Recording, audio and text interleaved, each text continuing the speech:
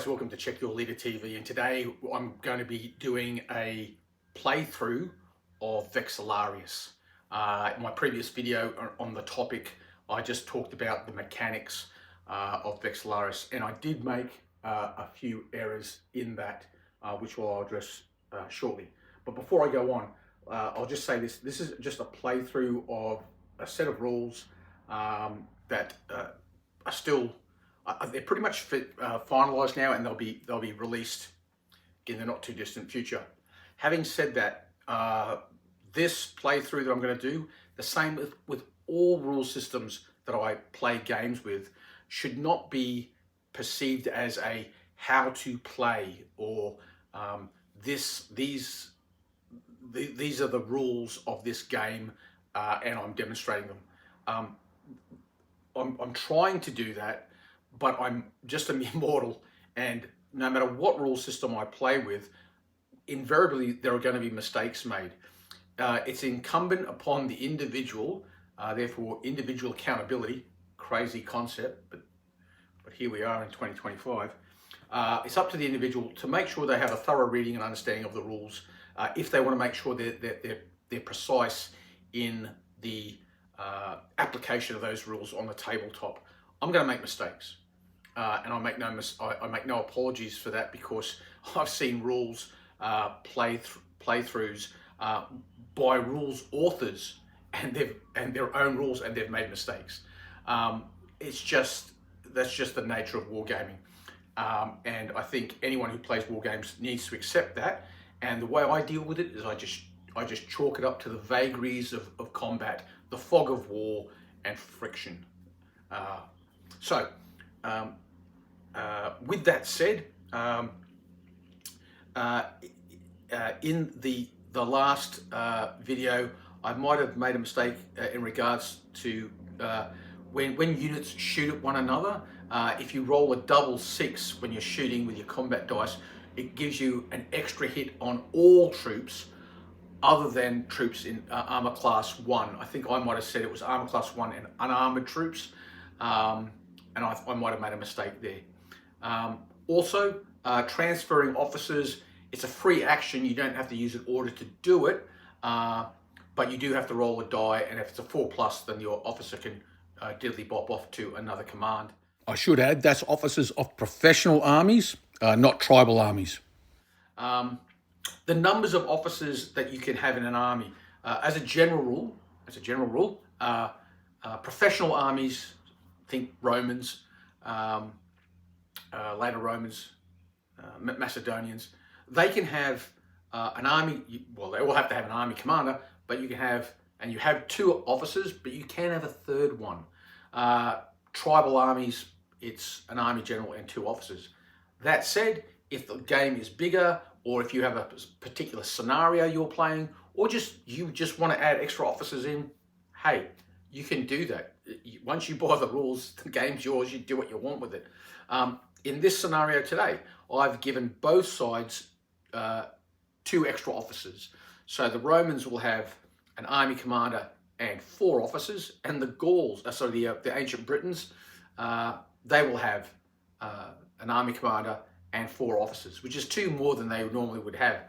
But in this scenario, I'm going to put extra officers in, and there's a reason for that. I'm playing as like a confederation of tribes, so a couple more officers have come along.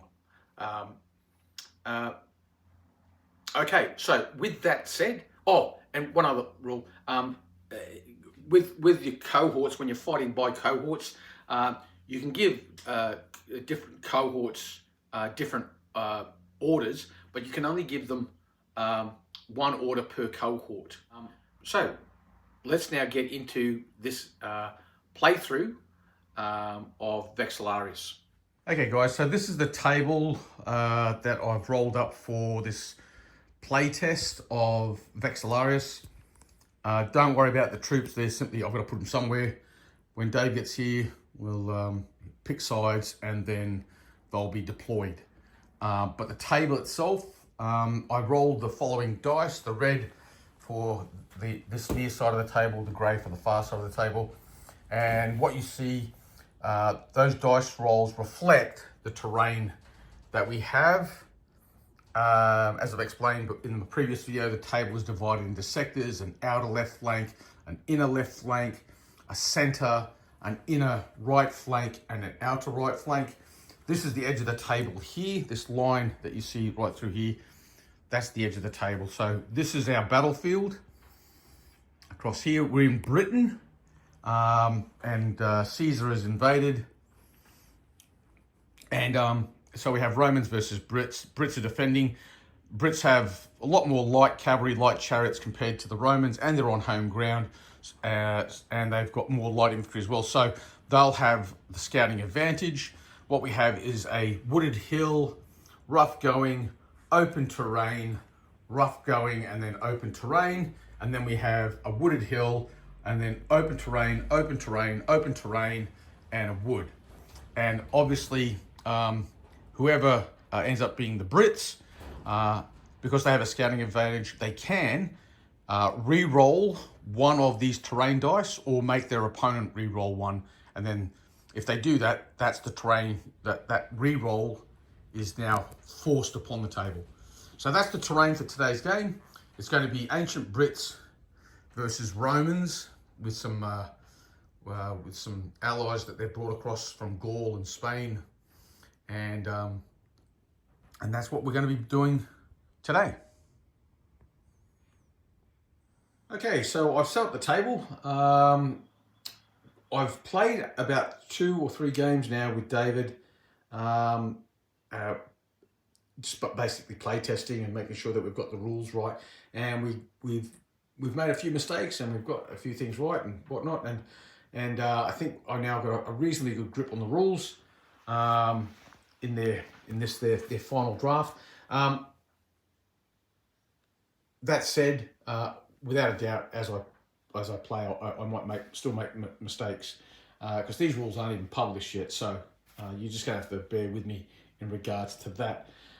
Dave can't play at the moment because he's in the process of moving house. So what we're going to do is we're going to have a solo game of ancient Britons versus Romans, and the Romans have got some German allies that have come along with them. Those war bands over there. They've also got some Spanish mercenary light infantry in the rough over there, and some Spanish light horse over there. And over in the rough over here we have some Greek mercenary slingers, and there's also some Greek cavalry on the flank. But the rest of the troops are all Romans. As for the Brits, they've got some expert light infantry there, those slingers, and then some light infantry there just with javelins. They've got some heavy chariots here, so they're basically chariots with some cavalry attached. The rest are all warband. There is one group of seasoned warband, which is these guys here, and they're classed, they've got armor, so they're armor 1 warband, all the rest are armor 2. Then there's a large unit of light chariots there, and some more expert light infantry over there, slingers. And that's it for the Brits. As for stratagems, I'm going to use for the Romans the ones that David picked last time we played, and I'm going to stick with the ones that I used for these guys last time we played.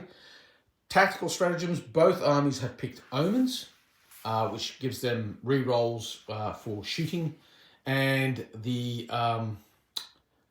for the stratagem, the Romans have gone with pitch black, which means one of the commands will be put into reserve, and Dave indicated that he would want the heavy chariots put into reserve or redeployed. The way pitch black works is you roll a d6, 1, 2, 3, they'll get moved around from their current deployment, and 4, 5, or 6 they go into reserve. So with that said, we might as well roll that now and get it out of the way. Okay, so they'll be basically randomly realigned, put into a different deployment area. So I'll sort that out later. For the ancient Britons, their strategy. I'm going to go with the one that I had in the last game that we played. And for that, the Brits are going to go with bribery. So one semi-drilled or raw command of your choice in the opposing army. Impetuous results are classed as hold results, including warbands, and no signum order or officer rerolls may be issued. The command to that command. Glory cannot be used on that command, and it's played after deployment. And unsurprising, the Brits have bribed the Germans to stay out of it. So that's what the the Brits have gone with. Right. So what we'll do now is we'll find out where these guys are going to go, and then we'll start playing. Basically what we're going to do is we're just going to dice for it.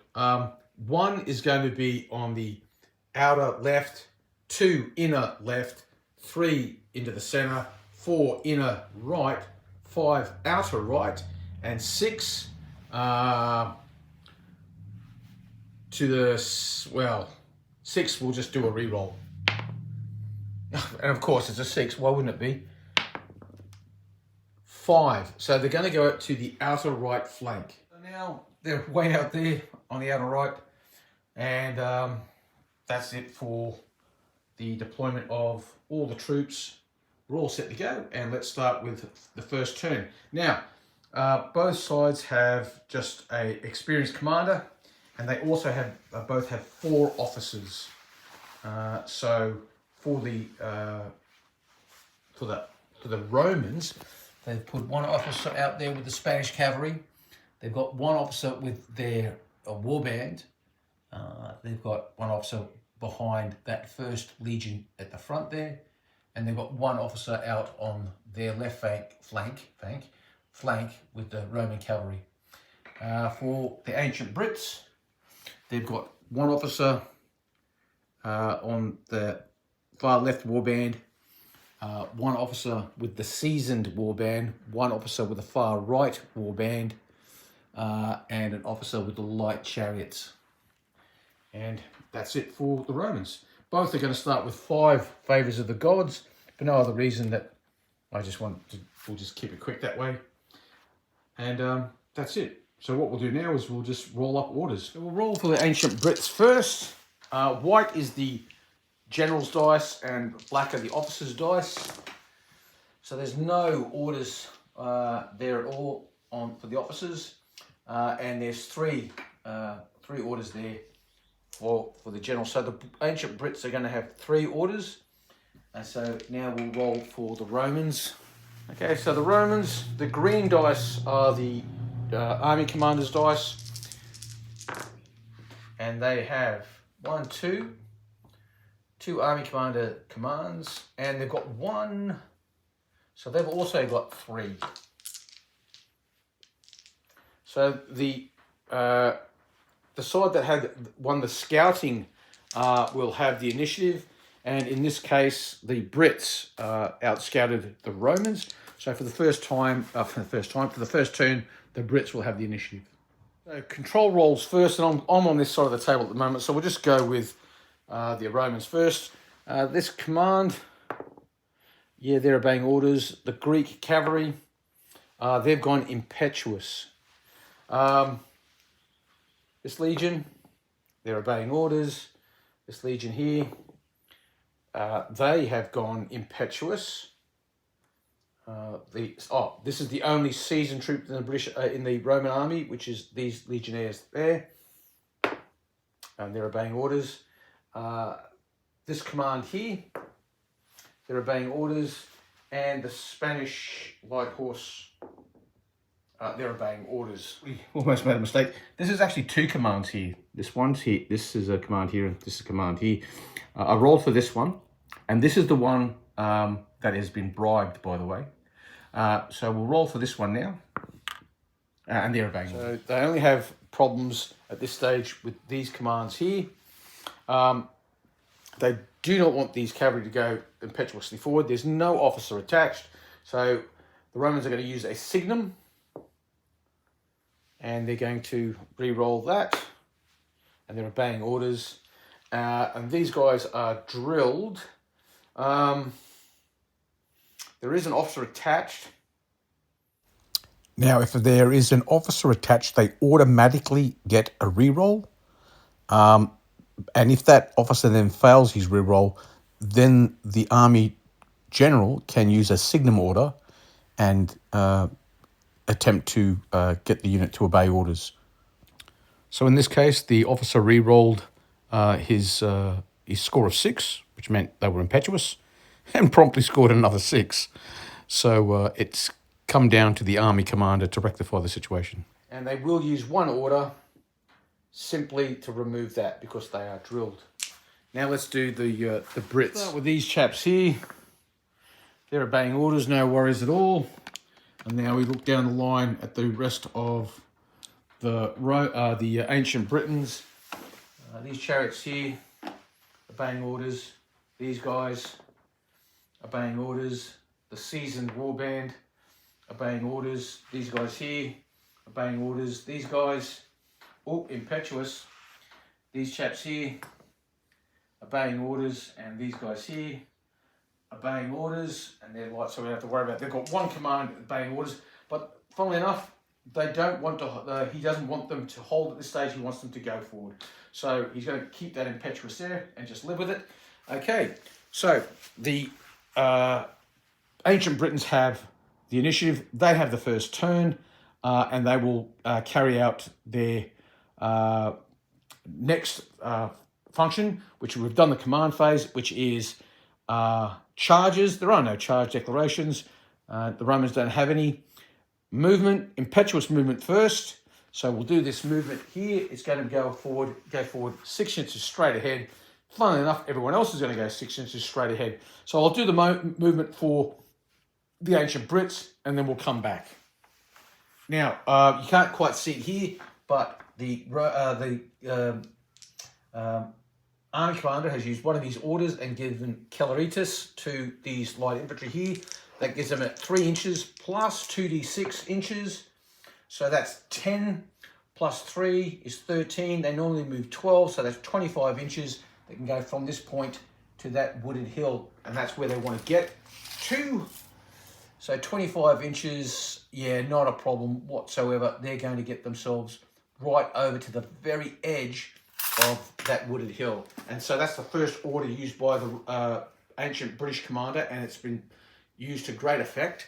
So if we look now at all the movement done for the ancient Brits, the heavy chariots have moved up to that point there. Obviously, like I said, they've gone dashing forward over to that point there, with the light chariots have moved up to within 10 inches of these guys, because obviously they want to hurl some javelins at them. All these guys have moved forward 6 inches. The movement, as I've stated in a previous video, impetuous movement first, so those guys went dashing forward, and then all the other normal movement has taken place. And the other expert light infantry have come through the woods here. They're just outside the woods, and these light infantry have just moved up to there. So now we'll do the Roman movement, and then we'll get into the shooting. Now, there's no impetuous troops on the Roman side, so we don't have to worry about that. So it's impetuous movement, done that, and then all the other normal moves. So we can see already that the Brits are trying to outflank and envelop the Roman left, with these light infantry coming up and those heavy chariots over there and these light chariots in here. So how the Romans going to respond to that? Well, okay, they're basically going to try and return the favour. So these light cavalry are going to come up here and try to threaten those guys over here, and the Romans will advance in the centre and echelon their flank, maybe keep this flank echelon back. They do have that rough ground there to cover their flank, and that's probably a good place for them to anchor their troops. So let's go and see what happens.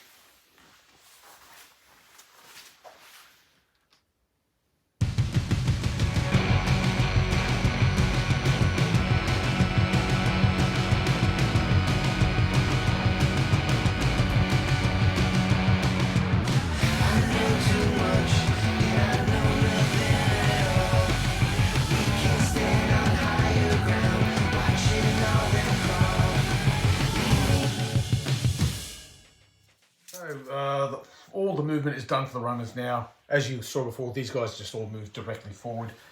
These guys held their ground. The Spanish light cavalry came scooting around their full 18 inches to this point here, and the Roman and Greek cavalry has simply sidestepped.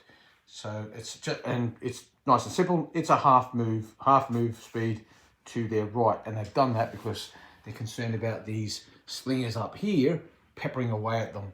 So they're remaining over 14 inches away because expert light infantry shoot 14, everyone else shoots 10.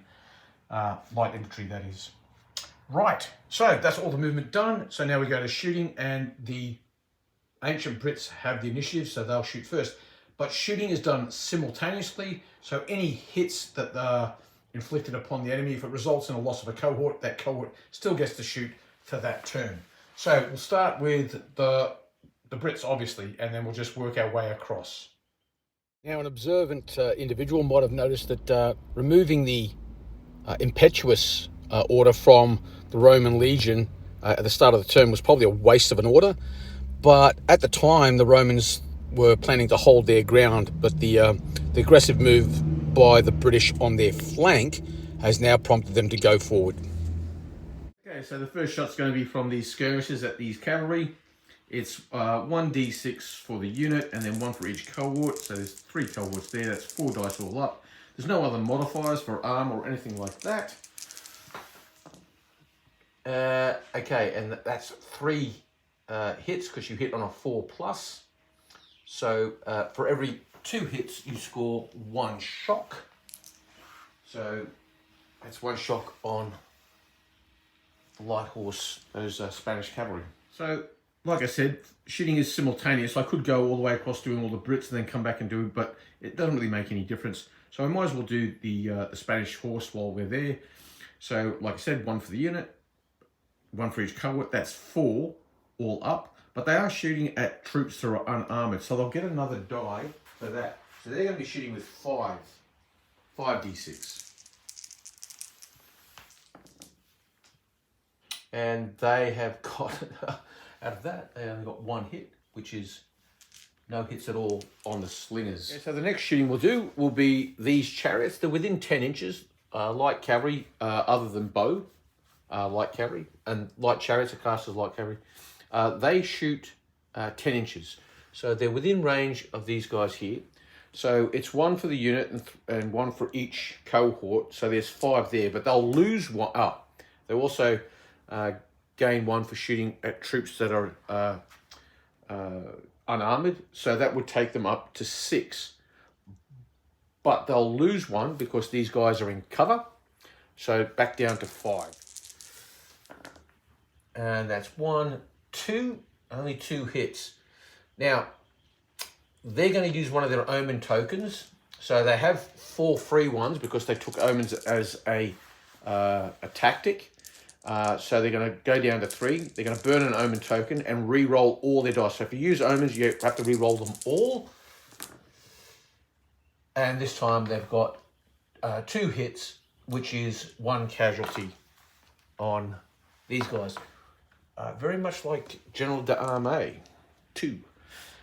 Here we have these guys. They're just outside range of them, and they're also they did plan to shoot at these cavalry, but they got out of the way, so there's no shooting there. So these guys shooting back, 4 dice. And they've got 1 hit on the light chariots. So they've given 1 back. And that is all the shooting. There's no hand-to-hand combat, so we don't have to do that.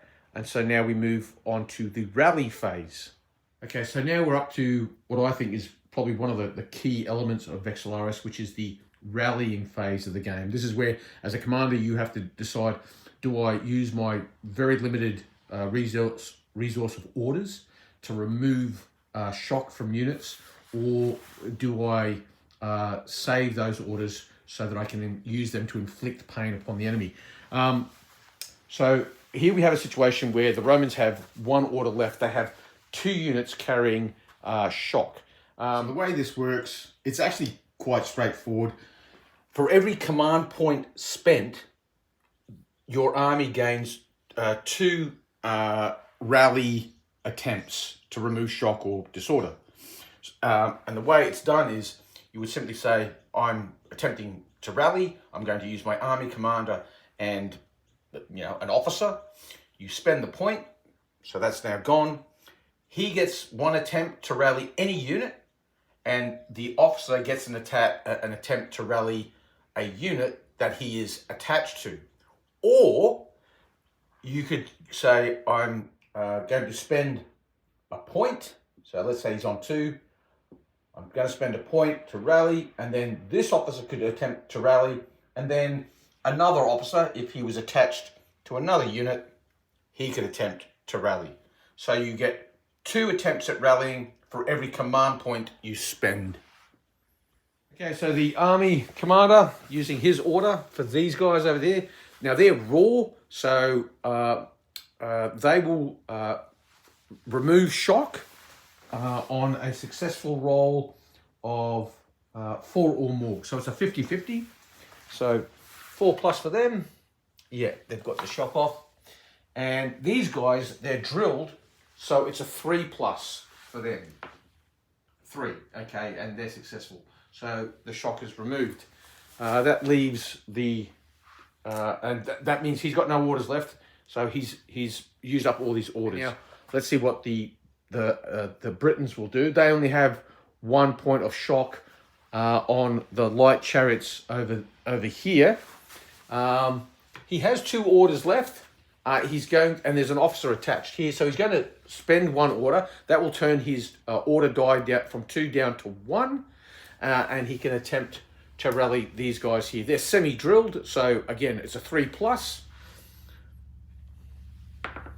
4, okay, and that shocks off them.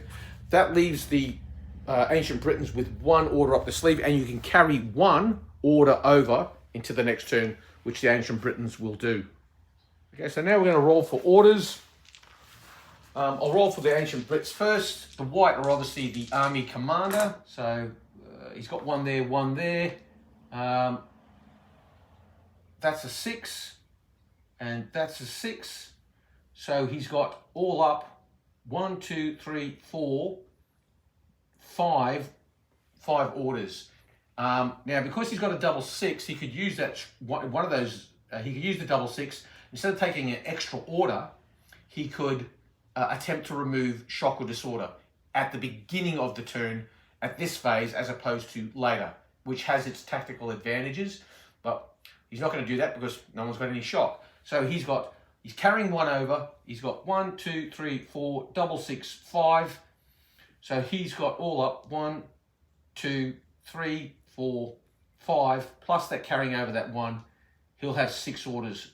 Now we roll for the Romans, with the green dice being the general, and he's got 1, 2, and a double 6 hit. Oh no, that's their 1s. So he's only got 2 orders. That's a bad roll for the Romans. So they've got 2 orders. And the side with the most orders had the initiative, and in this case, it's the ancient Britons again. So they'll have the initiative this turn. Okay, so now we'll do command rolls, starting with the Romans, because I'm on this side of the table. This unit here, they're good. This unit here, oh, they've got hold. This legionary command here, they're good.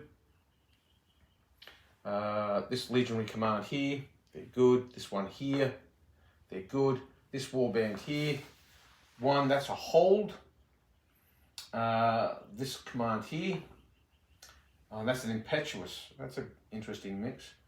All right, and the cavalry, the light horse, I should say, 5. They're okay.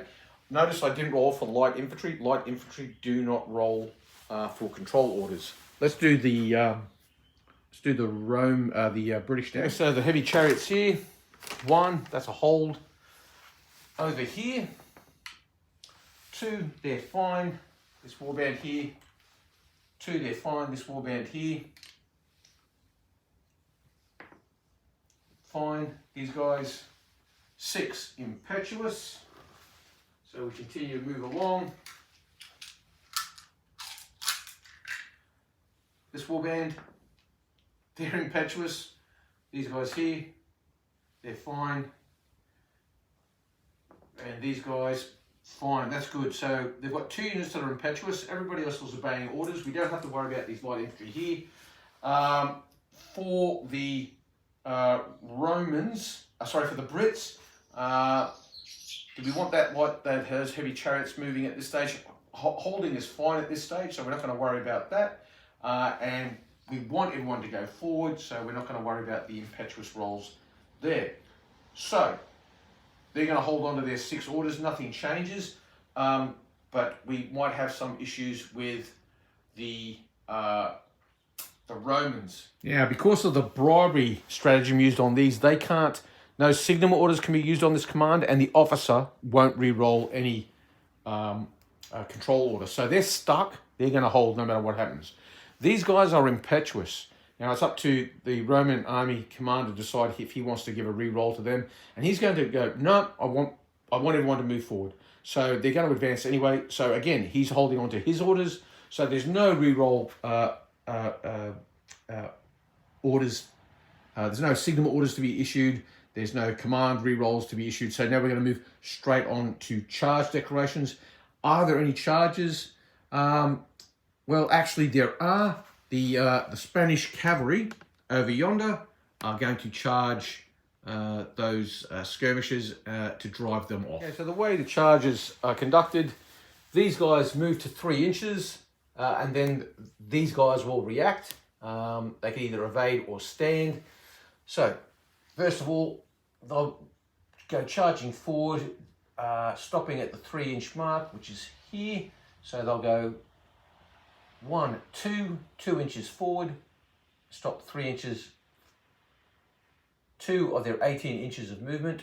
That's where they get to. And then these chaps must decide whether they're going to stand or evade. They're going to attempt to evade, so they roll on the evade chart. And they've rolled a 1, which is not a good roll at all. So a 1 essentially means that the evading command suffers a shock, which they've taken, and they stand to receive the charge and may not shoot missiles this turn. Light infantry will still evade close order charges, but suffer 2 shock.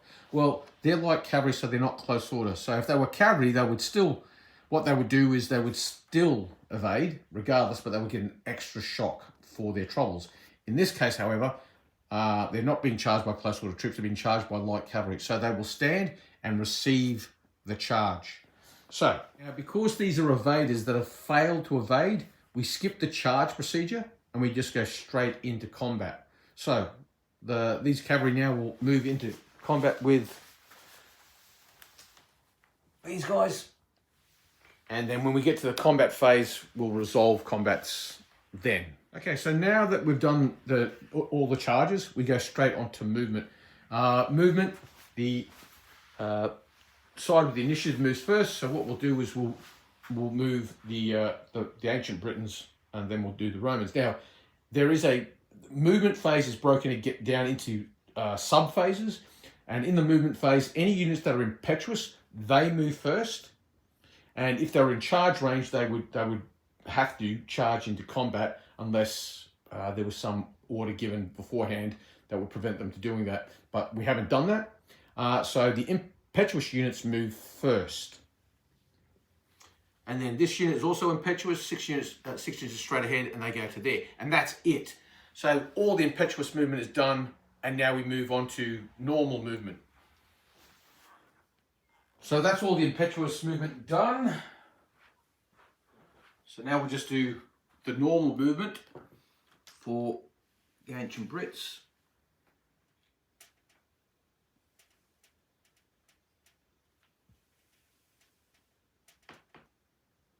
And so what we have here is the skirmishers. These expert light infantry have gone from here just to move to there because they want to shoot into the rough ground. And the heavy chariots have changed formation. So they've gone from line to a deep formation because they intend to get through this gap here. There's enough room for them to swing around and to envelop the Romans. And the only other movement was these light infantry skirmishers coming forward here to to take on these Spanish in the rough. Now, that's all their movement done. So now it's the Roman movement, impetuous movement first. So that will see this impetuous unit here, the only impetuous unit, move forward there 6 inches.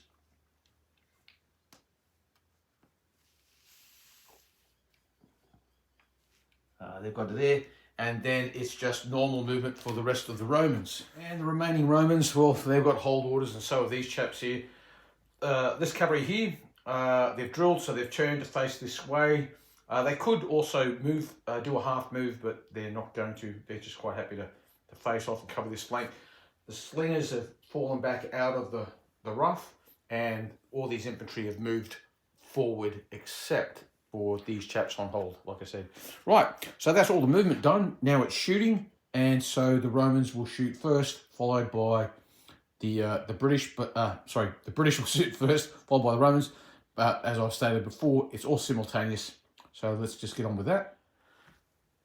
So these guys first, 1 per unit, plus 1 per cohort. So that's 4 dice, shooting at unarmored troops. That's 5, but they're in rough, back down to 4.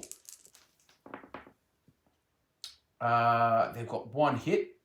They're going to use an order, because they've got 6 orders, so there's an abundance of orders. They're going to use an order and issue omens and go again.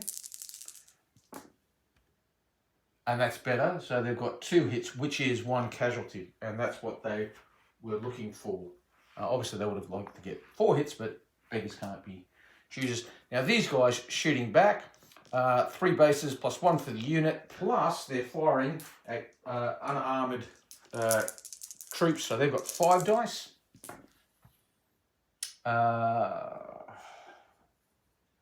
They're going to use one of their orders also for omens. They do have omens that they can use, but while they've got orders, they might as well use them up. So, hurling these javelins in. And it hasn't paid off for them because, again, they've only got 1 hit. So it's been a bad round of shooting from the Spanish. No one else is in range. So there's no other shooting to do. So now we're going to go straight into hand-to-hand combat. And the only hand-to-hand combat we have is this one over here. Okay, so the way it works, you fight by cohorts. So the Romans will be red, and the British slingers will be white. Now, light infantry get 3 dice, and that's how many. That's it. They've got no other modifiers, no other orders are being added in or anything like that.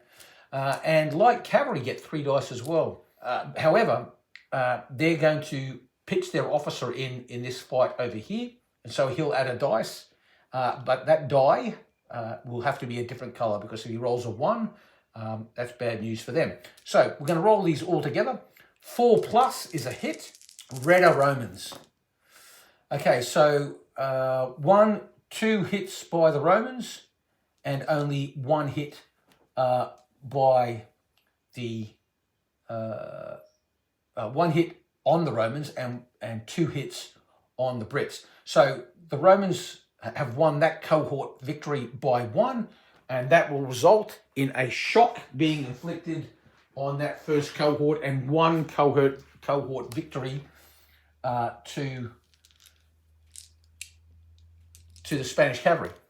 Now, these Roman/Spanish cavalry, there's just a cohort v cohort, and it just so happens that there are 3 dice each. In this case, it's 2 hits to 2 hits. So that's a draw. So they both take 1 shock each. And so far we have, it's still 1 cohort victory to none. And so the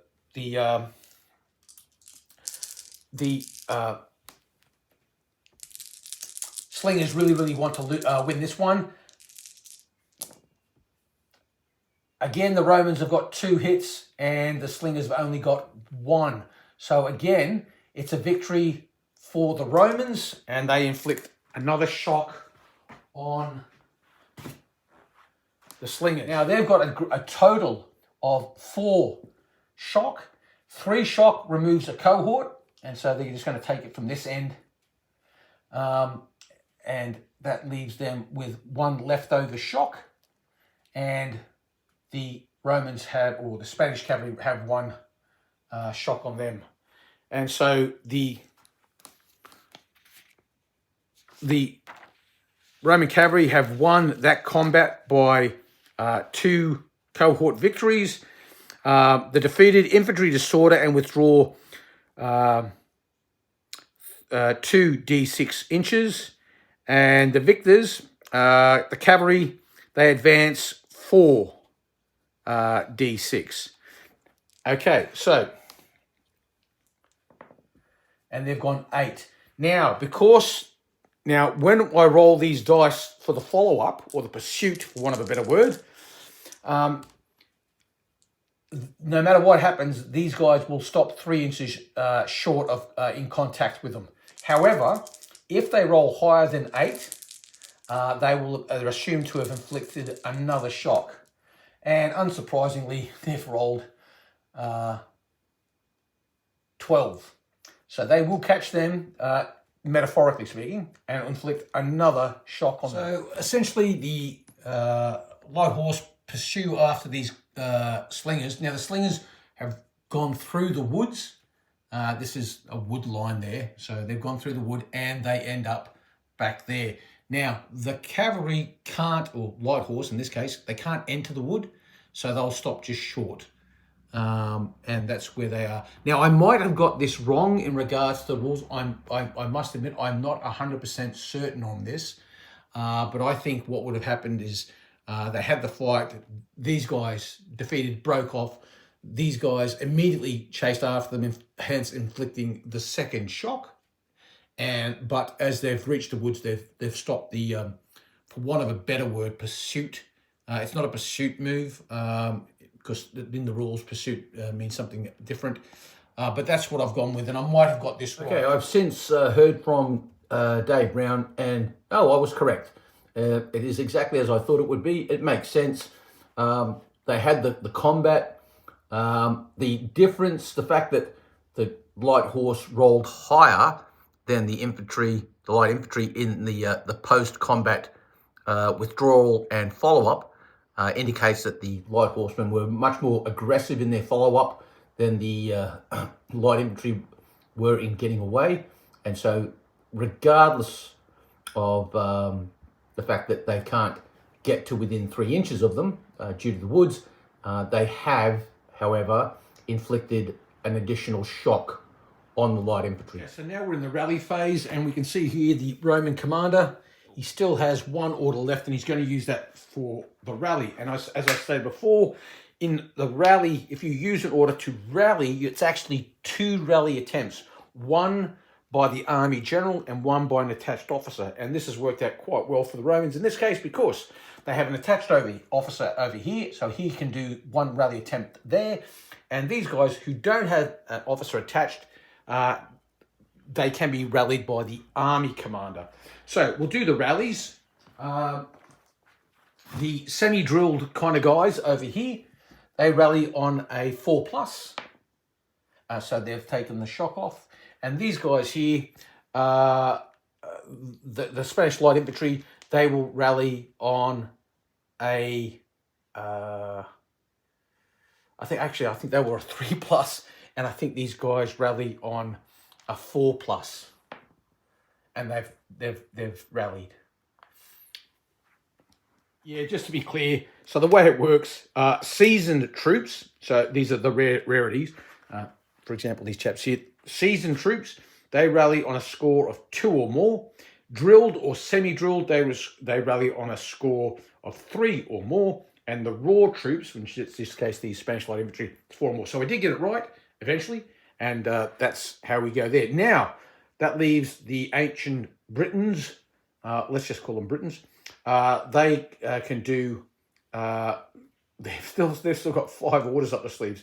So there's an abundance of rallying they can do, but the only people that need rallying are the light infantry that have just had their butts handed to them by the Spanish light horse, that they retreated back there, and they're also disordered. Now, in a rally attempt, you can remove shock or disorder.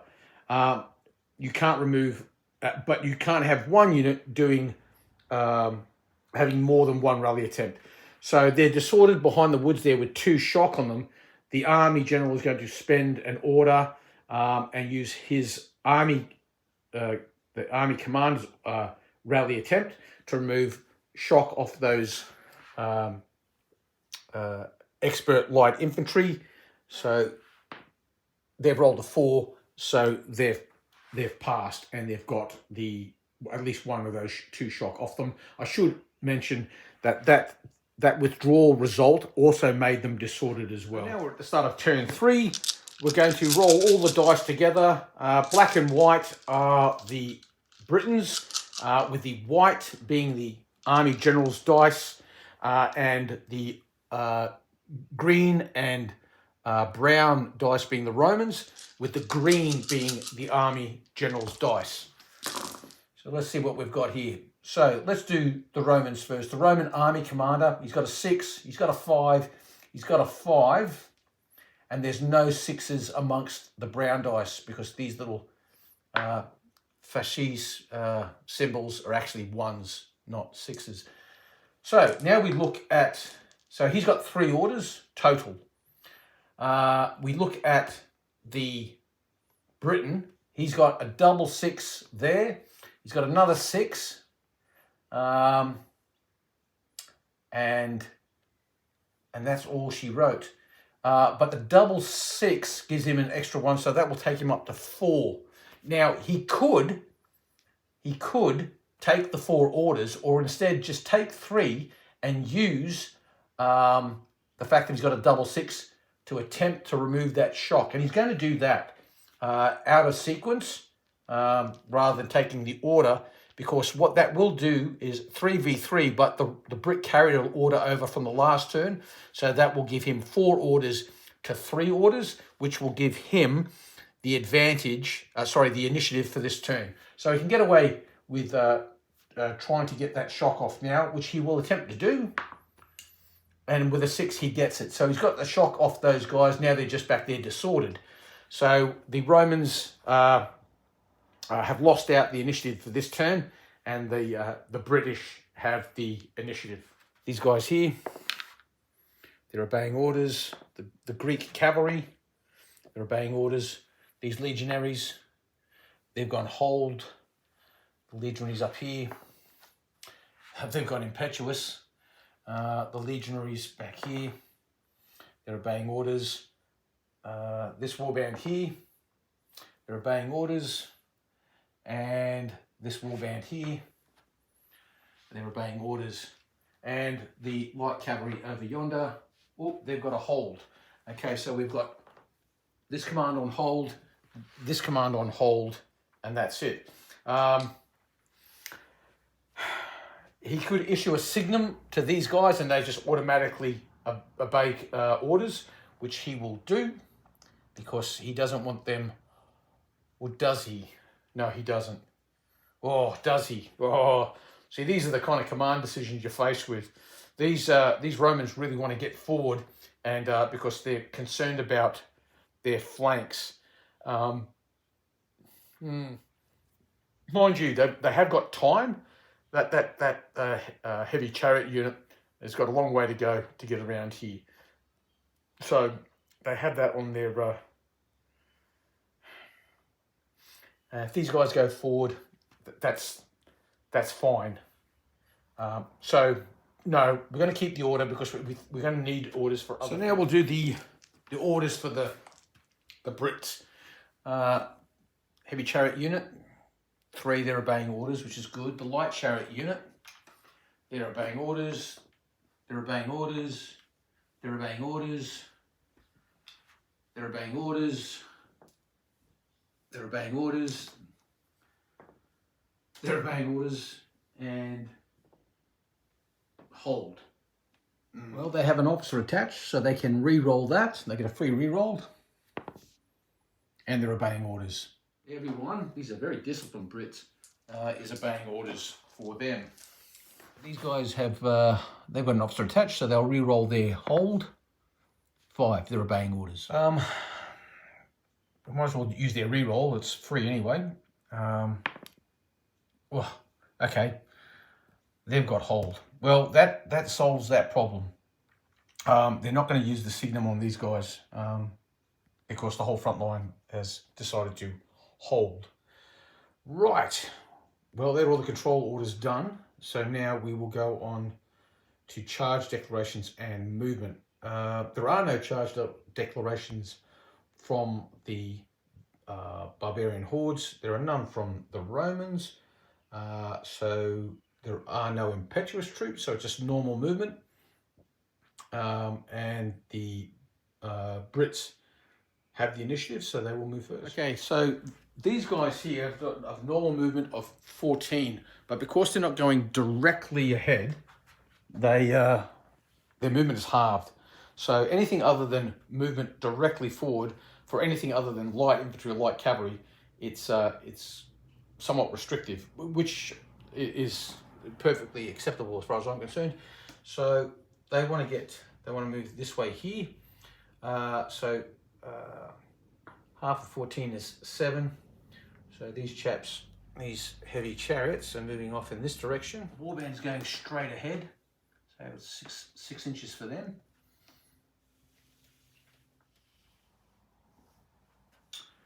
These guys are going to reform from disorder. These guys are feeling probably a bit nervous with that cavalry behind them. So they move 12.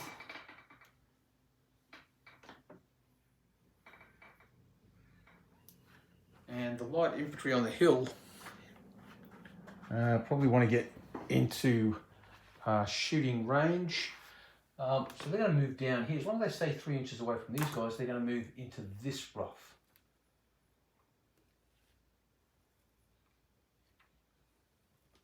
Which is well within their movement.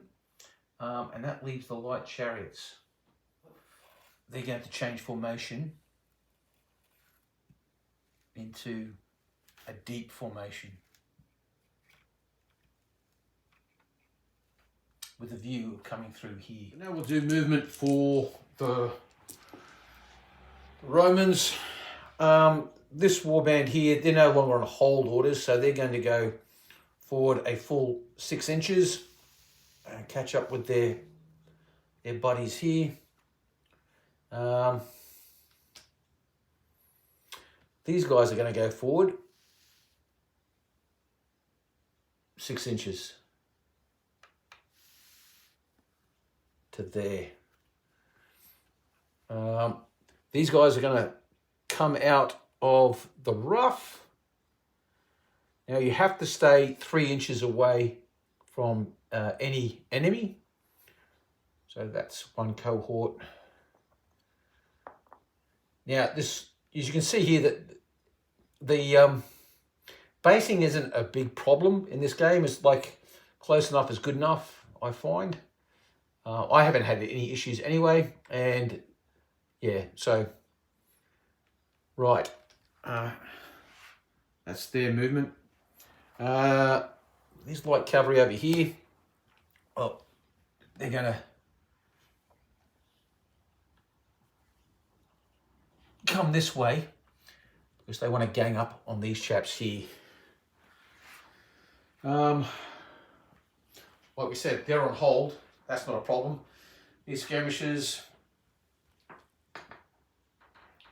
they'll get a toe in the rough as well, so that both of these light infantry types will benefit from the cover of the rough when shooting at one another.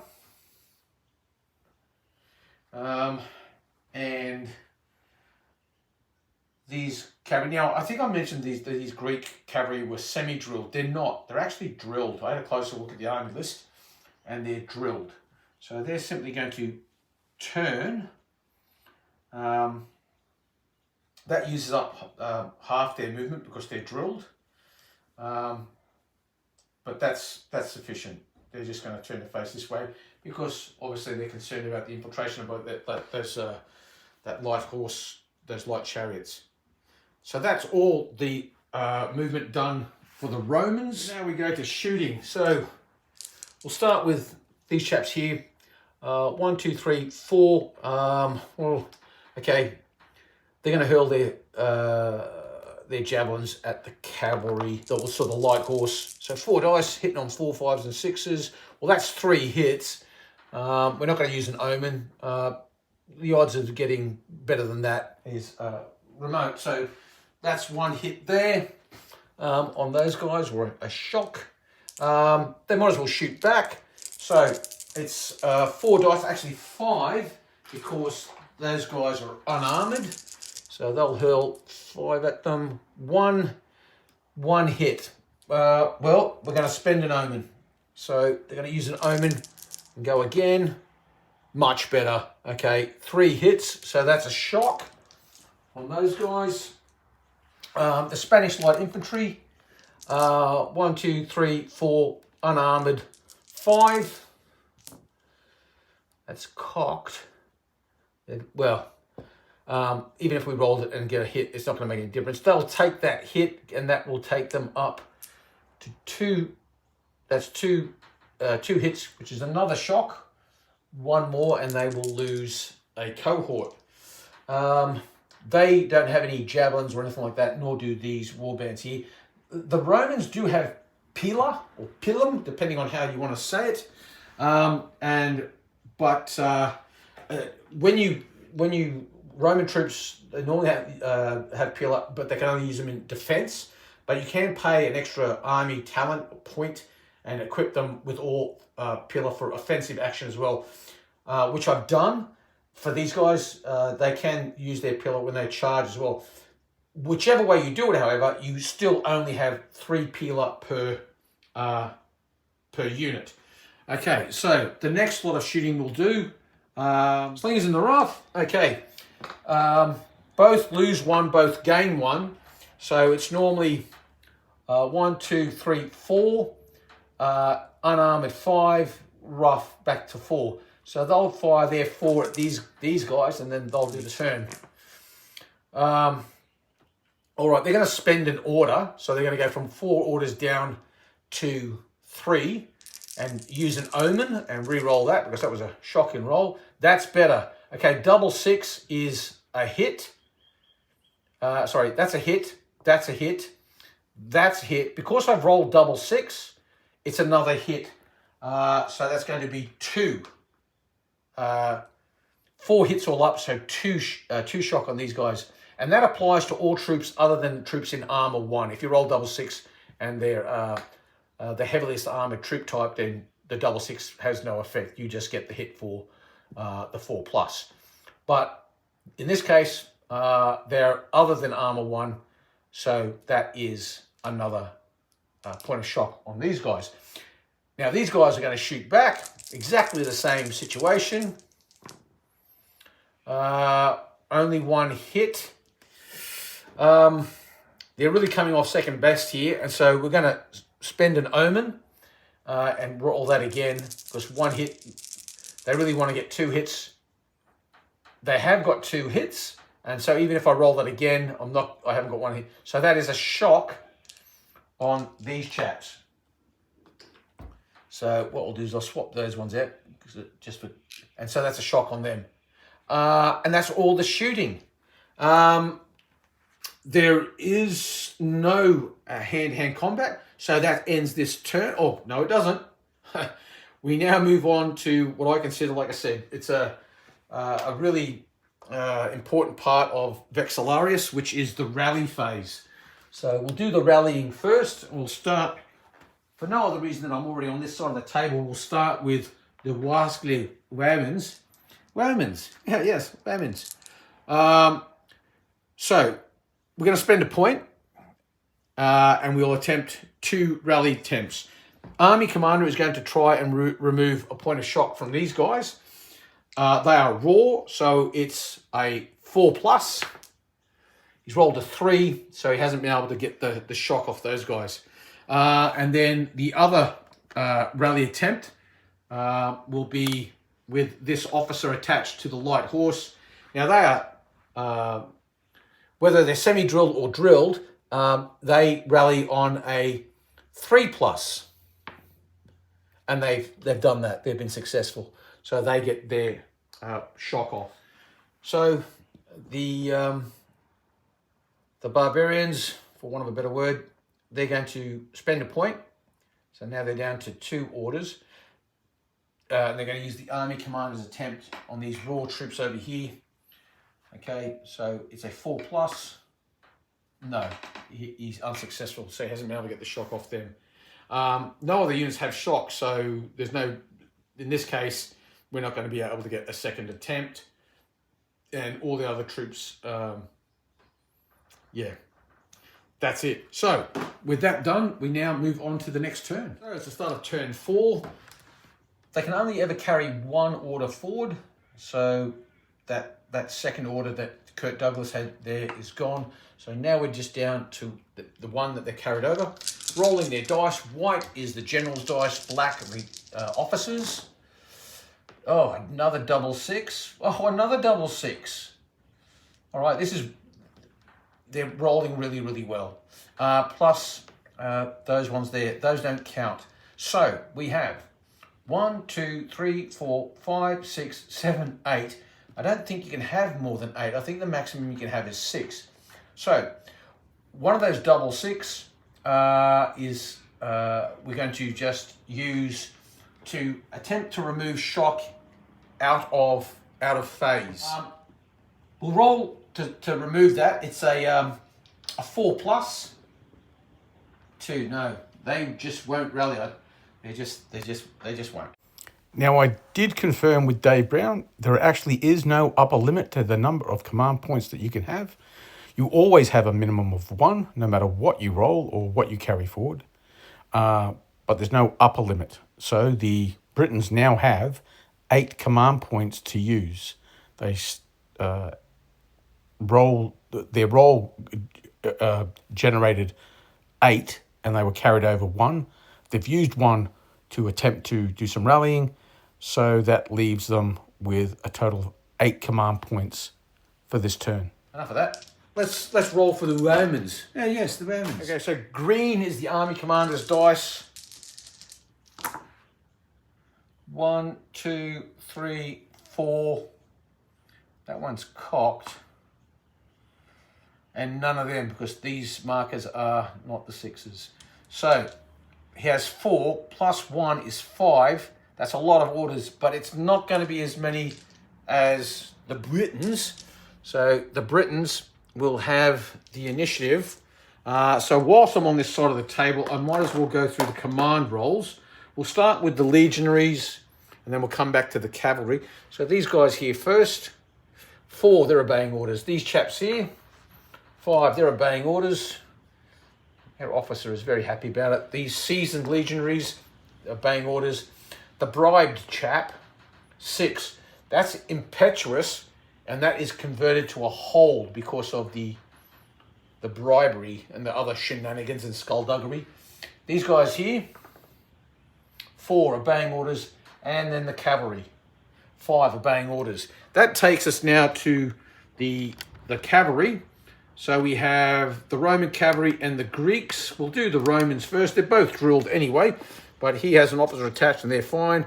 And then the Allied cavalry, fine. So everyone's obeying orders, except for this highly suspect and dubious individual commanding one of the German commands of warbands. Right. We'll now do the command rolls for the Brits. Okay, so the light chariots, they're okay. This warband here with the officer attached, good. This warband, the seasoned warband with the officer attached, they're good. These warbands, oh, that's on the base so it doesn't count. Oh, hold, we can't have that. Impetuous, that's fine. They're obeying orders. They're on hold. Okay.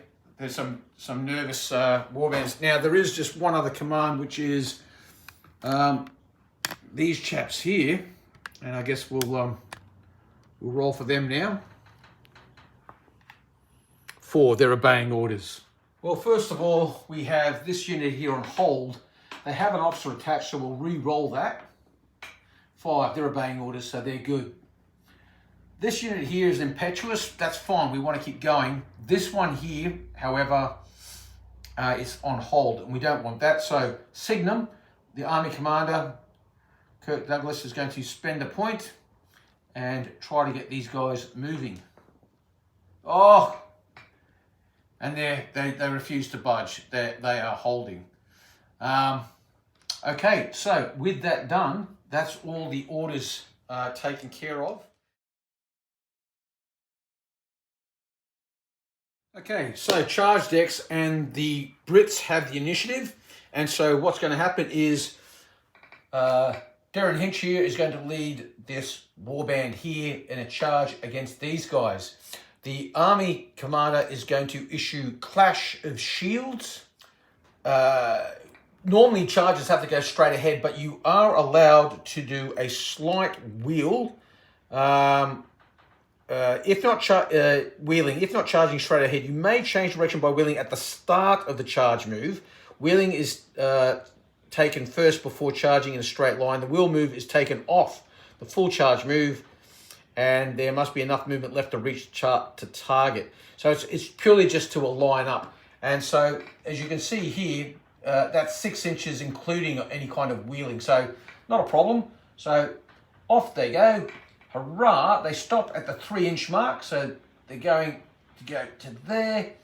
And at this point, there would be some missile fire taking place. But there is no missile fire. Obviously within these war bands, there would be individual javelins, but that would be, it's not any kind of mass or significant missile fire. It's not like they'll be hurling pilums if they were Romans being charged. So it's now we just go through the actual charge phase. So we'll do that now. Now, the Romans could issue orders as well, and they will. What they're going to do, the Roman commander is going to issue phalanx to, he's going to issue phalanx to his German allies there, and phalanx. The phalanx is issued to close order troops in depth, and these are close order troops, and they're in depth.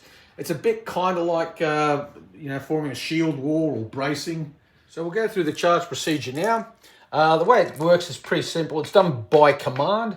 So both sides start with 2 dice each. And we'll have the Romans using these reddish dice, and the Britons will use the white. So you both start with 2 dice. Like I said, you move to the 3-inch mark. You do missile fire or evades or anything like that, and then you add dice based on advantage D6. So let's go through. Look at the Brits first. The standard things, is there an army general attached? No. A seasoned or an officer attached? There is an officer attached, and it's seasoned or officer, not and. Clash of Shields, well, these guys have got Clash of Shields, so like I said, they've got the officer attached, and they've got Clash of Shields, so they're up to 4. Superior armor grading, now they're both the same kind of armor. These are war bands and fanatics in their first charge. So they'll gain that one as well. So that's another dice for them. And that's it. So the Brits have got 5 dice. These guys, they start with 4. Army general attached, no. Seasoned or officer, no. Clash of Shields, no. Superior armor, no. They're warband, but they're not charging. And the other one, of course, is inflict 2 or more shock with missiles. Well, there was no missile fire at all.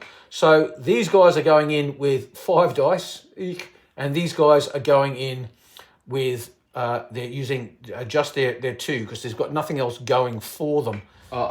Just a minor correction. I did say in the narrative just then, I did mention they start with 4 dice. These I keep referring to them as Romans. They're actually obviously German barbarians, but they're fighting for the Romans today, so they're honorary Romans. I did say they start with 4 dice. Everyone starts with just 2.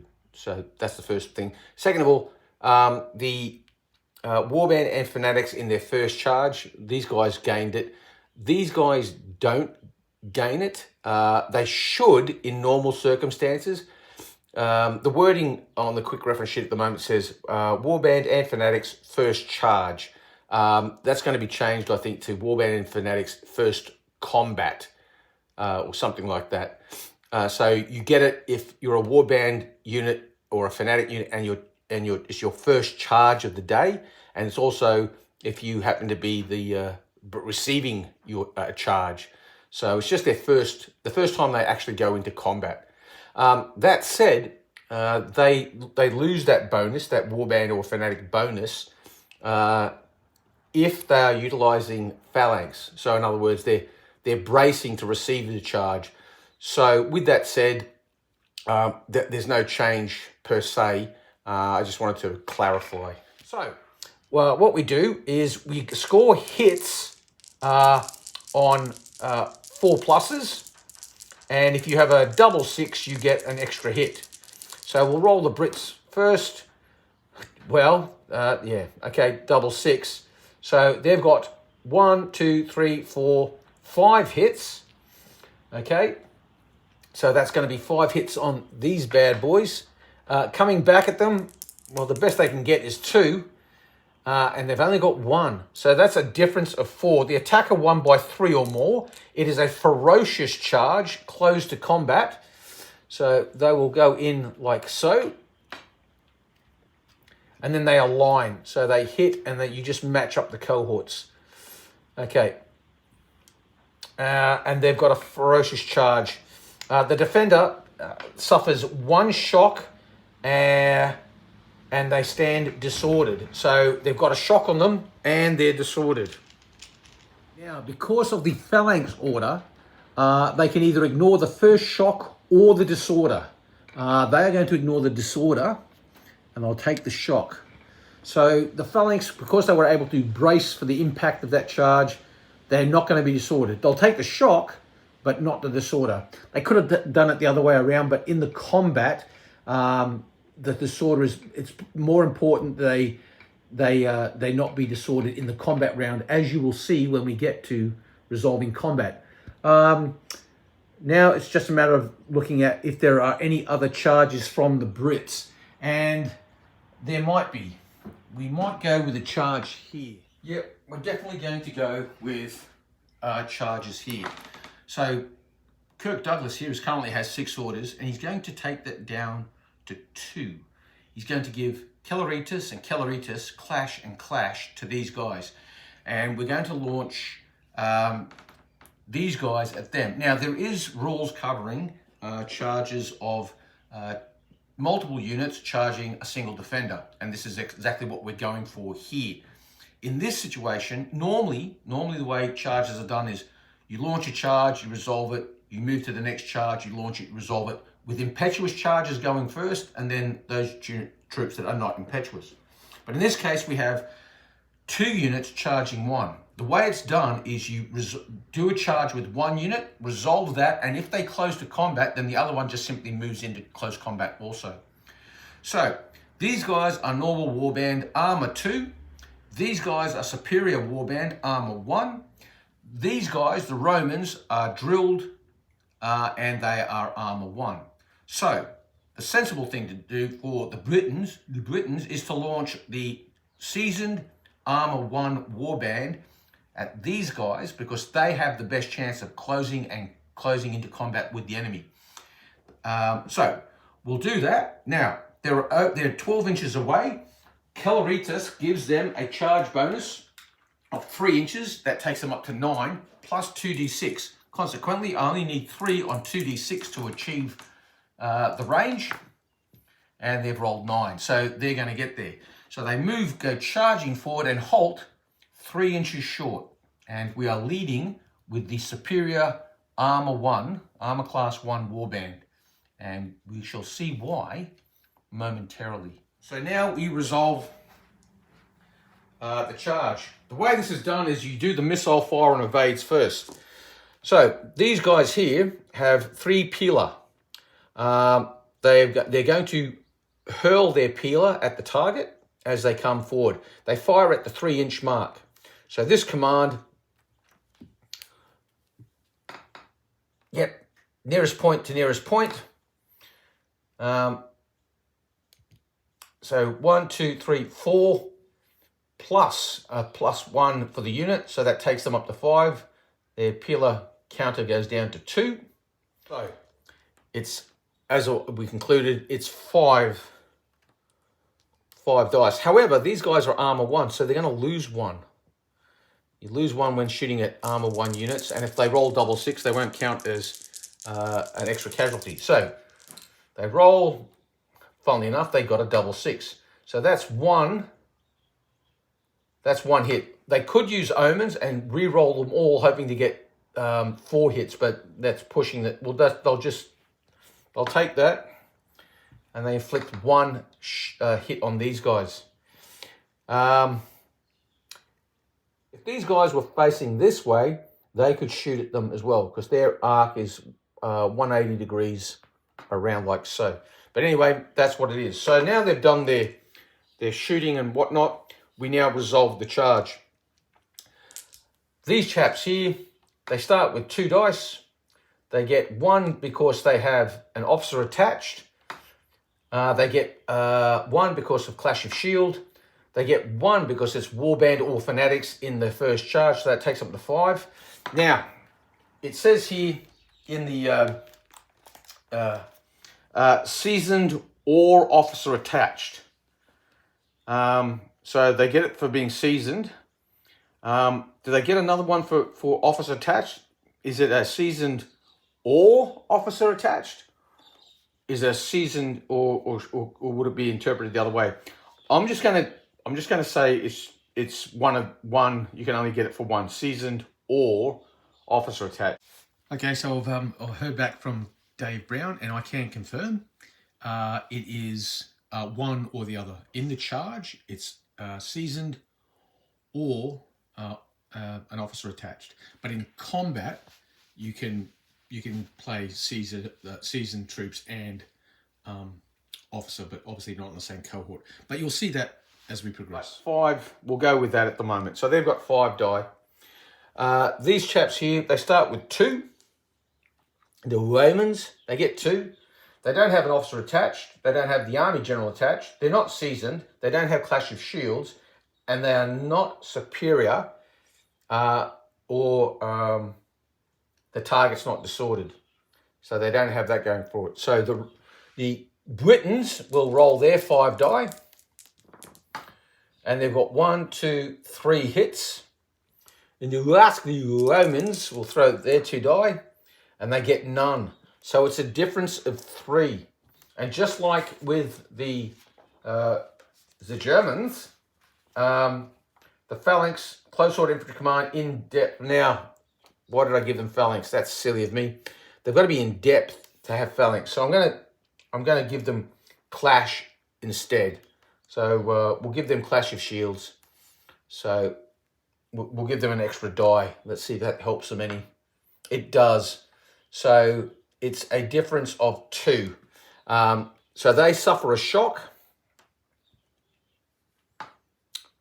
They suffer a shock, and these guys close to combat. So in they go, crash. Now, as a consequence of these guys closing to combat, the second charge just automatically goes in. Now, as they go in, they'll get within 3 inches of these guys. These guys will have to give ground because they are light infantry with close order troops approaching, and they must maintain a 3-inch distance. So these guys are then going to charge into here.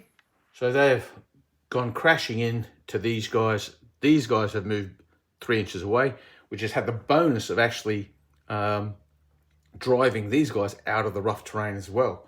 So this has been a well executed and advantageous charge for the for the Britons. I really like how this system works. Basically, and it seems to follow historical narrative pretty well, where you would have the better quality, better armored troops leading the way with a ferocious charge forward.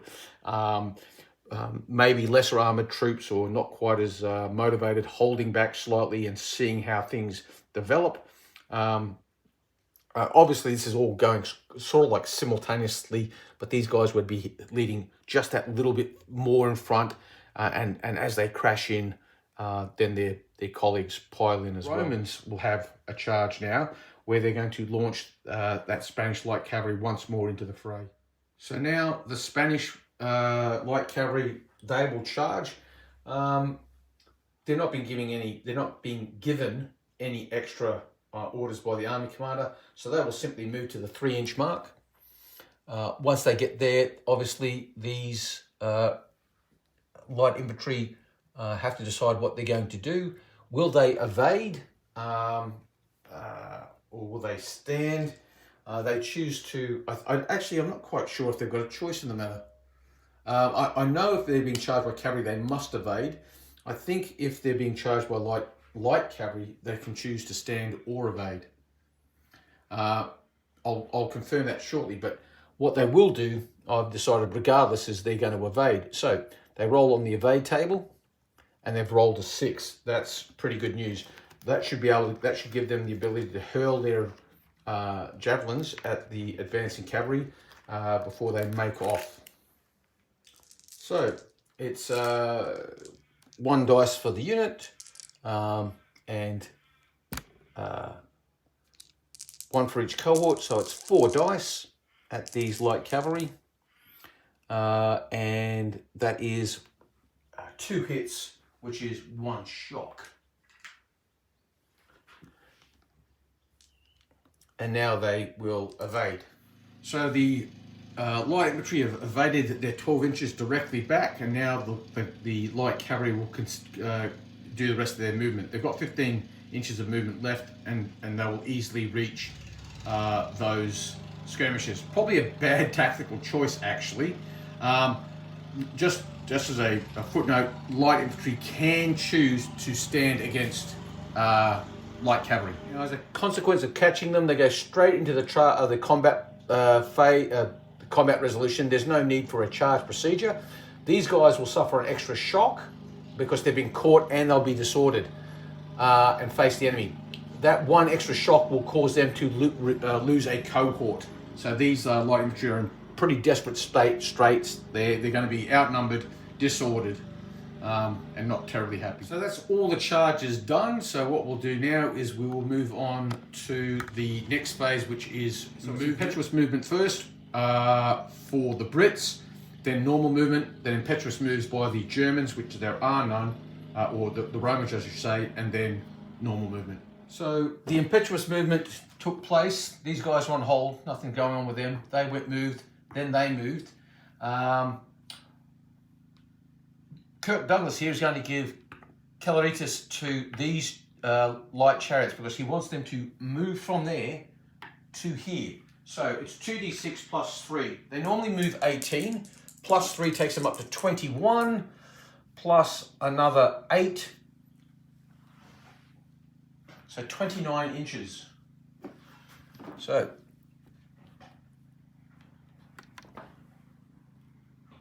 $12,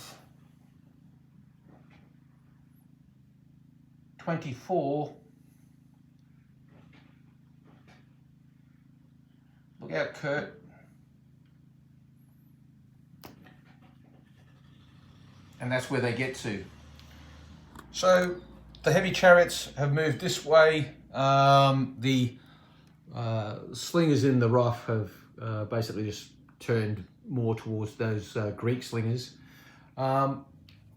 Pretty much the only other movement that we have for the Britons was this unit of expert slingers in here. They've moved right to the very edge of this wooded ridge line on this hill with a view to making life unpleasant for these Spanish if they decide to hang around. So with that done, now we will go on with the Roman movement. The Romans, they've moved their Greek light infantry further off to the left. They're going to try and get onto this high ground and make life problematic for the heavy chariots over here. Obviously, they'll probably end up being shadowed by these guys as the light infantry and the cavalry battle moves out further to the left, because the Roman cavalry is heading out to intercept these heavy chariots. The Greek cavalry is positioning itself to counter any breakthrough that might occur here. I contemplated moving these Romans forward, but by staying here, they might be able to contribute to this kerfuffle. And finally, the Spanish have decided to take the fight to the slingers, hoping that numbers will compensate for the cover and quality that the British have there. Okay, so that's all the movement done, and now we have shooting. Now, these are expert light infantry. Normally light infantry shoot 12 inches, but because they're expert, they can shoot 14. So they'll be firing 4 dice. 4 dice. No pluses, no minuses, nothing of any consequence. 4, 4, 3, 2. That's 2 hits, 1 shock. And then, whilst we're still here, these guys will shoot at them. Yeah, they're in range. 1, 2, 3, 4 dice, unarmored, 5 in cover, back down to 4, and it's 1, 2. So it's a 4, a 4, a 6, and a 2. That's 3 hits. That's 1 shock on these guys. Right, so they're fired, they're fired. The only other shooting we've got is over on the other side of the table. So 1, 2, and the unit 3, unarmored, 4. So 4 dice at these chaps. 6, 6. Okay, that's a 1, 2, 3 hits. 3 hits is 1 shock, and then they'll fire back. 3, 4, unarmored, 5, covered, 4. And 1 hit, no shock. So these guys will take a shock. These take none. And that's all the shooting. So now we go to combat. So the combat we will resolve will be this one here first. Now we fight by cohorts. So we have a cohort here and a cohort here. We have an officer and we have clash. Now, clash of shields can only be used with one cohort. It doesn't, if you give clash to a unit, not all the cohorts, you've got to choose where you're going to put it. So, and same with the officer, he can only fight with one cohort. So we'll keep it simple. The officer is going to fight with this cohort on the left, and the clash of shields will be given to the cohort on the right. Okay, so the Britons we'll start with, like I said, we'll start on the left. 5 dice, warband fighting the first round of combat. They have an officer attached, so it's got to be a different colour. They're not using Clash of Shields, they're keeping that for this side. So they're not seasoned, no rear attack, distorted or flanked. Greater frontage, no. Warband in their first round of combat, so they'll get another one there. They're not versus pike in depth.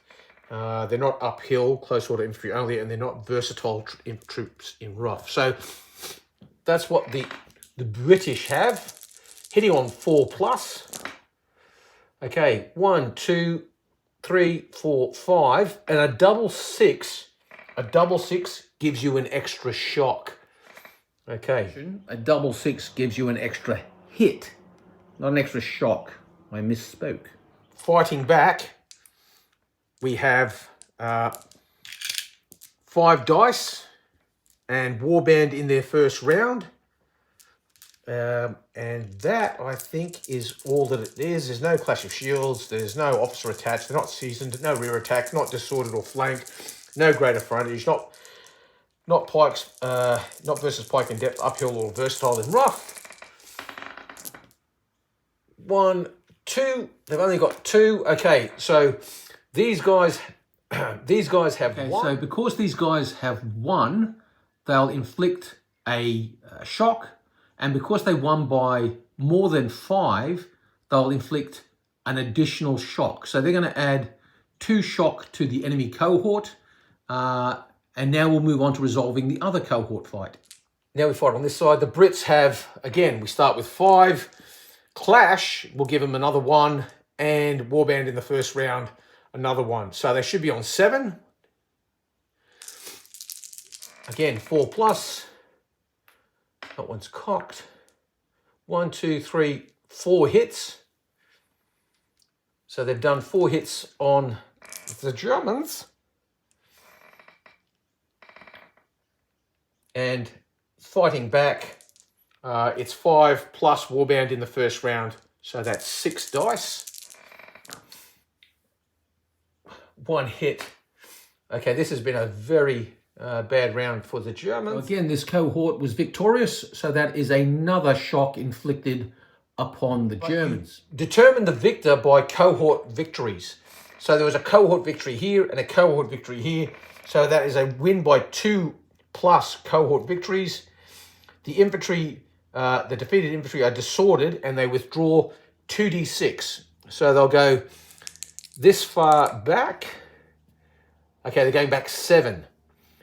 Now we roll to see if the follow-up catches them. If we roll a 7 or more, they'll inflict another shock on those guys there. And they've rolled 7. So that's an additional shock on top of what they've already received. So they will now go back there 7 inches and they'll be disordered. So at the end of the movement or the combat resolution, they've gone back there 7 inches. They're followed up. They don't go the full 7 inches. They halt 3 inches away.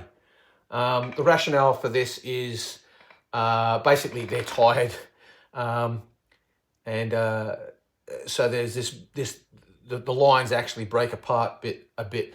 The pursuit roll, for want of a better word, this follow-up roll where you roll to see if you catch them, in air quotes, or not, is just to see if you the follow-up is more aggressive and that, you know, if the victors have really got that bloodlust happening and they've managed to put in a few more licks as the enemy pulls away.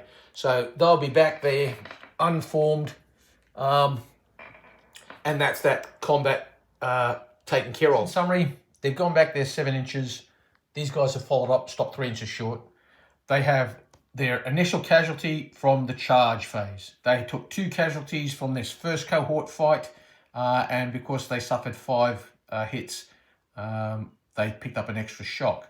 They also suffered a shock in this cohort loss. So 1, 2, 3, 4. So that loses them a base. They also took another shock because in the follow-up, they were caught. So 5 shock all up. For Warband, 4 shock, you lose a base. Now, I've based my troops, these particular bases are based for impetus. So how do I indicate that there is, I've lost a single cohort? Well, I just simply mark behind one of the cohorts, or one half base, that there are, I've just put some casualty figures down. Quite obviously, you could use, you could just swap this base out for a smaller base if you had one handy. Here's what I'm working on at the moment. So that would simply come out. Actually, I'll grab it out right now for you. And then I would just simply replace it with that base like so. 4 casualties get taken away, simulates the loss of the cohort, and there's that 1 residual shock on them still. So that's where they are unformed with a 1 shock, and now only 3 cohorts. And these guys looking quite happy with themselves. So now what we'll do is we'll take care of the Spanish light cavalry fighting against these poor miscreants. So we'll start off here. We'll work on these chaps first. So they're light infantry. They start with 3. They're disordered. They're down. They lose 1 for being disordered, and they are also there's the cavalry have a greater frontage than them, so they're down to 1. Spanish cavalry, they start with 3. And that's it. So they'll have 3 dice. They'll have 1, 2, 3, and no hits back. So they've won the cohort combat. That's 1 cohort victory so far. The officer is choosing not to pitch in because at this point there's just no need to. Here again, the Brits have they start with 3. They're unformed. They lose 1, and here the light cavalry have 3.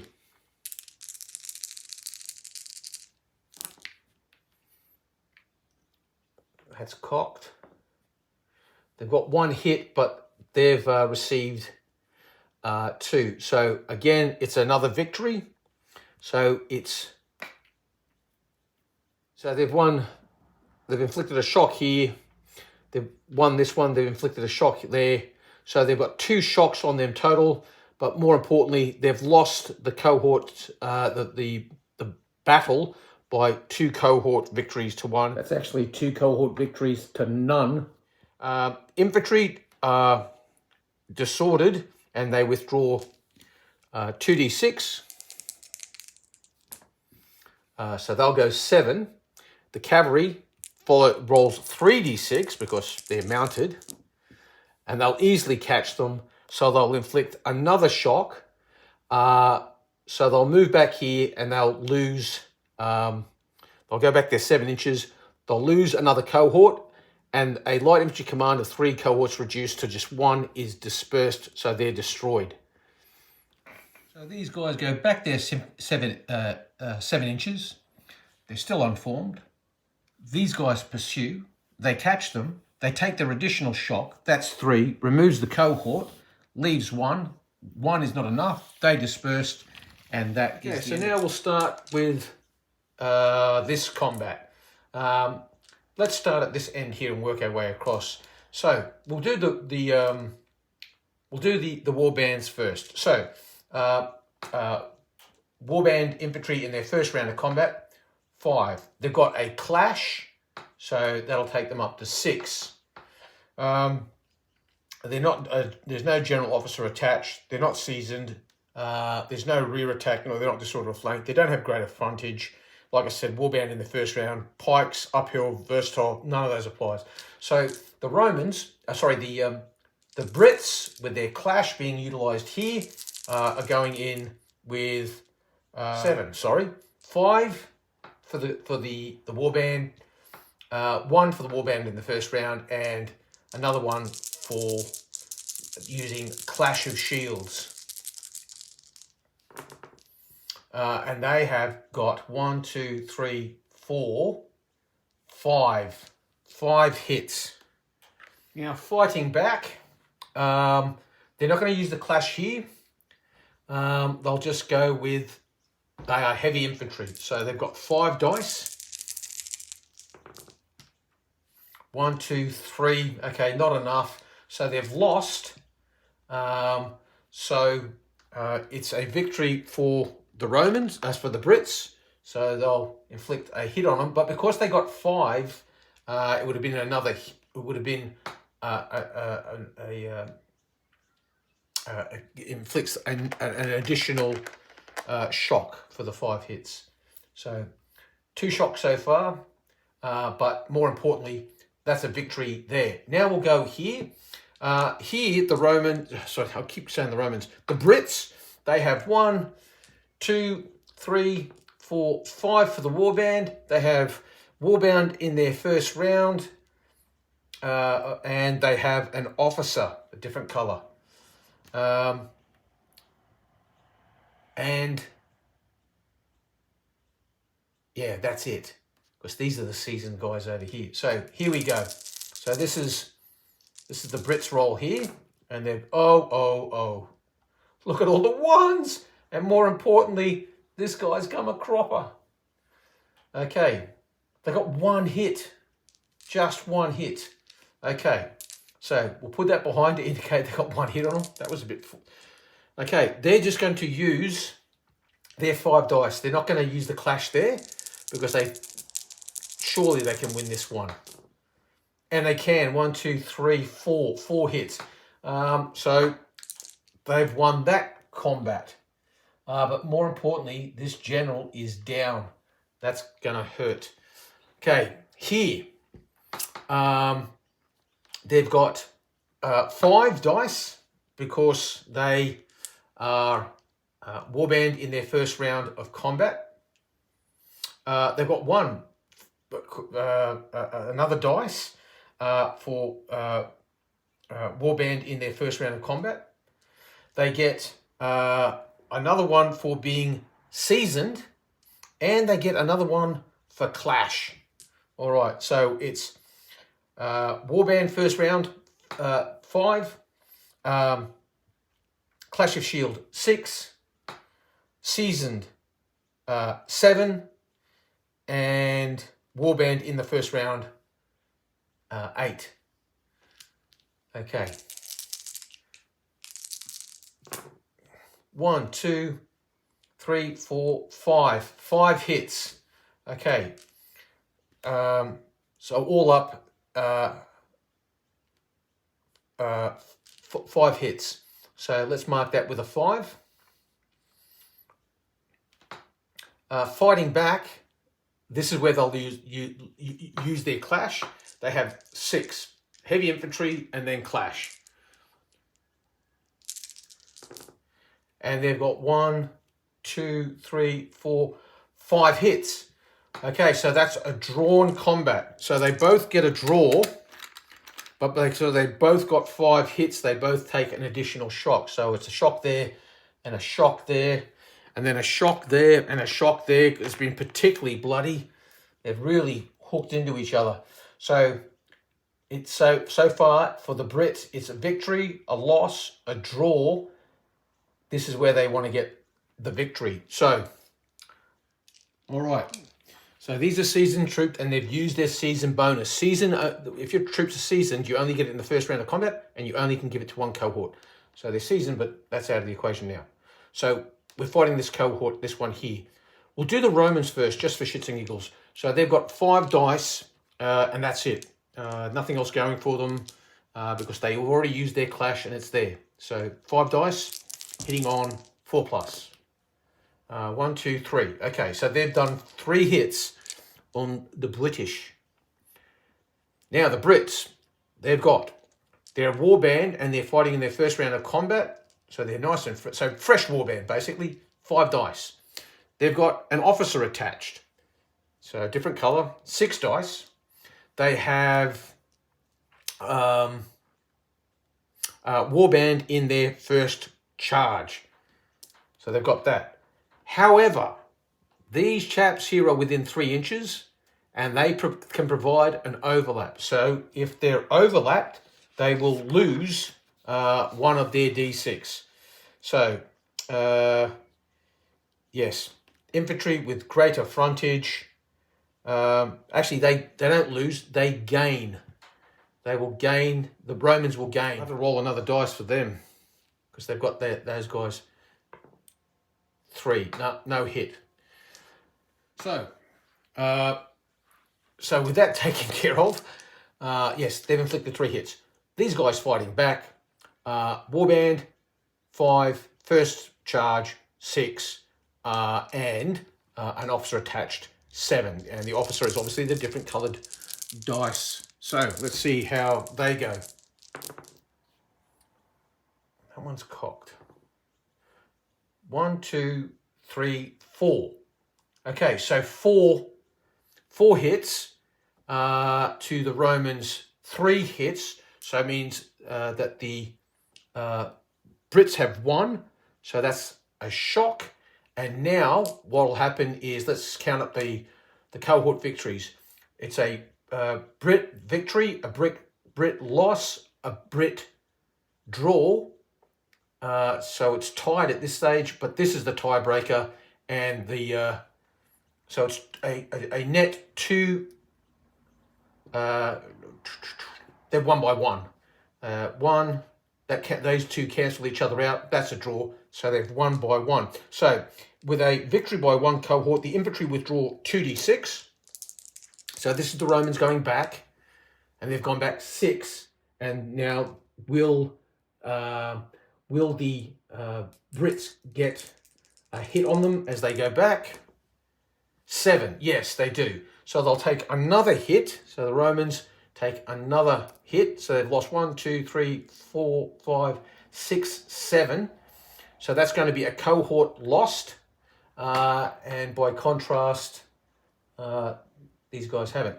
They've lost 3. They need 4 before they lose a cohort. So these guys will go back 6 inches. These guys will only follow up 3. And that will be that. So 6 inches straight back will bring these guys to here. And keeping 3 inches away, the warband will get to here. So we'll take all these markers and then we'll sort it all out and do some housekeeping. Okay, so they've gone back, we've done all their moves. They've lost a cohort. They had 7 shock. They've taken away, actually, they have, it's for a legion, it's their first cohort is not lost till they have 5 shock. So 5 shock takes away the first legion. That leaves a carryover of 2 shock on this command. That is 1 cohort now depleted. These guys have moved up. They're stopped 3 inches away. This command has 1 shock. This command has 2 shock. They've lost an officer. You do not lose a favor of the gods until you have lost 2 officers. That's when you lose a favor of the gods. Light infantry as well, just on that, because those javelin men, those British light infantrymen got run down by the cavalry. When all your light infantry have gone, you lose a favor of gods. Basically, armies don't really care if all the skirmishers die until all the skirmishers die, and then they start to take notice. Okay, so that's that. Now we just do the rally phase, and that will end. This turn. Okay, so we'll do the rallying now. So the Roman commander is going to spend a command point, takes him down to 2. He's going to rally these guys here. They're drilled, and they fail.